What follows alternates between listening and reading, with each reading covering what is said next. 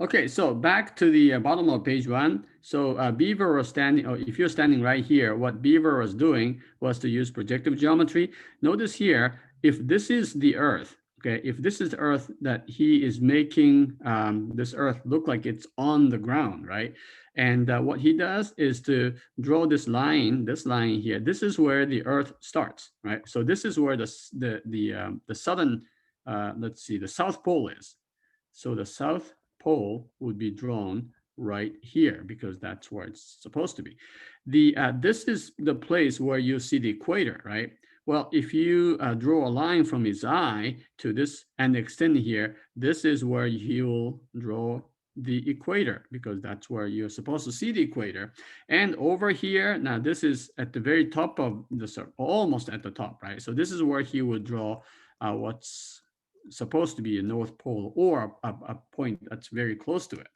Okay, so you notice here, the Earth is going to look like this, and the equator is right here. And by the way, as the equator moves this way, it gets further and farther, so he will draw the equator this way, right? He was standing over here in his photo, and it looked like he was standing right on top of the world, right? And this is exactly what was happening. So this is a clever use of, again, projective geometry and the visual pyramid. And that is the principle that he is following to make things look real. All right. All right. So let's go to the next page. And then we'll continue to do, well, actually, we'll talk about something significant or quite different, but we'll bring it back to art in just a second. All right. So the next topic, changing or shifting gears here, is called the Fibonacci sequence. All right. And so people these days, I think sometimes your high school teachers also talk about the Fibonacci sequence in math class, and maybe you have heard about this before. Okay, so the Fibonacci sequence is a sequence of numbers. It starts with 1 and another 1, and then the next number will be the sum of the two previous numbers. So this is recursively defined. Remember recursive definition from a few lessons ago. So what's 1 plus 1? That's 2, right? And then 1 plus 2, which is 3, and then 2 plus 3, which is 5, and 3 plus 5, which is 8. So all you have to do to come up with the next number is to add the two most recent numbers that you wrote. Okay, so this is 13. 8 plus 13 is 21, and 21 plus 13 is 34, and 34 plus 21 is 55, and so on. Okay, so that's some of the, I guess I should not have done this here. Here, let's go ahead and do this. I think I can do this. Move it over here. That's where you should be writing this. All right, so, maybe not. Let's move it this way, okay? All right, so what I wanted to write was the sum of the two previous numbers. All right, so the Fibonacci numbers start with 1, 1, and then 2, 3, 5, 8, and so on. This is called the famous Fibonacci sequence. Here's a recursive definition or recursive formula. The first Fibonacci number we write as F1, and the second Fibonacci number, which is F2, are these first two numbers, which are both 1, right? And then how do you get the nth number? Like, how do you get this number, which is 1, 2, 3, 4, 5, 1, 2, 3, 4, 5, 6, seventh Fibonacci number. The seventh Fibonacci number is the sum of the fifth and the sixth Fibonacci number, right? So this is going to be Fn minus 2 plus F sub n minus 1. These are the two previous numbers. This is the definition or the recursive formula for the Fibonacci sequence. Now, originally, the Italian scientist Fibonacci actually was a biologist. He was using this to study something completely different, okay? In fact, I mean, it's a little surprising, but he was trying to study rabbit population growth. And rabbit population growth overall generally is exponential. But if you're looking at details, you have one pair of rabbits, and then you have this will produce another pair, and so now you have two. And after a while, they produce another one, and this one will produce another one. So you have three. So 1, 1, 2, 3, 4. You can look at the details at in Wikipedia or something. But this is what he was trying to describe in using Fibonacci numbers. But it turns out, okay, people have studied these numbers in elsewhere in biology and zoology and in other places. They found these numbers appear in pine cones, sunflowers. You see the sunflowers are a bunch of these seeds that are in rows. If you count the number of rows, and they go in counterclockwise and clockwise, and the number of these rows, numbers of these rows are often Fibonacci numbers. Pineapples, wherever you see somewhat of a spiral designs in nature, often they have to do with the Fibonacci numbers. Okay, so let me explain what we mean by this spiral or logarithmic curve, and I will be drawing this in just a moment, right? So you start with, maybe I'll explain this first. You start with a 1 by 1 square, okay? This is the starting point, right? And then I will draw this quarter of a circle in the 1 by 1 square. Okay, now that's the first one. The next one, I will put another 1 by 1 square right next to it, and I will continue drawing my quarter circle, right? So you have a 1 by 1 here, followed by another 1 by 1 square. And right below those, I have 2 by 2 square. Notice here the side is 1 plus 1, that's 2, right? So this is a 2 by 2 square. I will draw another quarter of a circle. That's this. On the left of it, this is 1. This is 1 plus 2, so that's 3. And so now I have a 3 by 3 square, and I'll continue my quarter circle over here. This is a 3 by 3 square. And notice here, this is 2, this is 3, so this is 5. And so I have a 5 by 5 square, and I will do my quarter circle. Notice here, this is 5, this is 3, so that's 8. So right to the right of this, I have an 8 by 8 square. All right, now this is 5 and this is 8, so this is 13. You notice here, all I'm doing is making squares where each side length is the Fibonacci numbers. And notice here, this I am drawing a spiral, right? So this is called a spiral, sometimes called a logarithmic spiral. And this is the type of spiral you see in many animals, such as snails and other things. And by the way, people have studied this, and they notice that there is a certain number that these numbers, these terms approach, okay? And that the number is what is significant back in the world of art, okay? And that number is called the golden ratio. This is the letter phi, okay, in Greek. Sometimes some people call this phi. And so, of course, if you're talking about a society or a sorority or a fraternity house or something, then often it's called phi. And it's called the anglicized pronunciation. The Greeks will read this as phi, and so I refer to this as phi. This is also phi. This is also phi. This is a capital phi, all right? So anyway, phi or phi is the letter used to refer to this golden ratio. What in the world is a golden ratio? It is a solution to the equation x over x plus 1 is equal to 1 over x. There is a sort of an important geometric idea about this. But if you try to solve this, you can do cross multiplication. This is what you will be solving. And there is, in the mathematical world, there is a thing called the quadratic formula, and you could actually solve this equation using the formula, and this will be 1 plus the square root of 5 over all over 2. Now, you don't need to know this equation or how to solve it or this. What you do need to know is that it is approximately 1.618 and so on.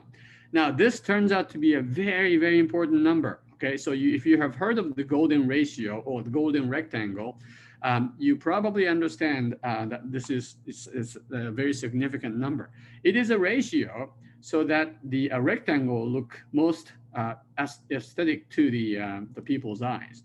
How do they know this? Well, psychologists have done an experiment, but not only that, many of the well-known artistic pieces, starting from the Greek architecture to Renaissance paintings, have this ratio or a number close to this ratio embedded in their art. Okay, so this ratio is seen in Greek and Roman structures like the Parthenon and Renaissance art. Okay, now I am talking about the golden ratio right after I talked about the Fibonacci sequence. Why are we talking about something completely different? Well, it turns out there is a close relationship between the golden ratio and the spiral that comes from the Fibonacci numbers. Let me explain. This number is related to the Fibonacci sequence. And here's how. Okay, here's a table where I write here, like 1, 2, 3, 4, 5. These are just, the numbers. And Fn, this is the nth Fibonacci number. And what that means is it's an nth number that appears in the Fibonacci sequence. All right, so remember it starts with 1, right? And then the next number is 2. And remember the following numbers are always the sum of the two previous numbers. So 1 plus 2 is 3, 2 plus 3 is 5. You don't even have to memorize these because you can just add up these two numbers to come up with the next number. 5 plus 8 is 13. So the 7th Fibonacci number is 13. 8 plus 13 is 21, which is the 8th Fibonacci number, and 34. And 55, and then this plus this is 89, and this goes on forever. The Fibonacci sequence is, of course, an infinite sequence. All right. Then someone in the history of mathematics noticed that if you take a number and then divide it by the previous number, what's the increase? Like, what's the relative increase here? Well, let's try to find the ratio between two consecutive Fibonacci sequence. Fibonacci numbers, right? So 1 divided by 1 is, of course, 1, right? So this is, let me just go ahead and write this, 1 divided by 1. And that's, of course, 1, right? And here I have 2. So what I'm doing here is to look at the next number and divide that by a previous number. Okay, so 3 divided by 2, that's 1.5. 5 divided by 3, that's 5/3, but that happens to be 1.6666 repeating. And then 8 divided by 5, that's exactly 1.6.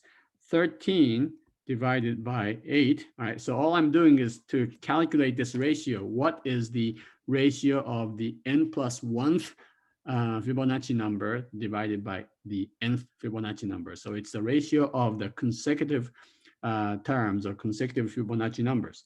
All right, 13 divided by 8, if you can do this on your calculator, this is 1.625. Here is 21 divided by 13, which turns out to be 1.6153. And you can verify these numbers.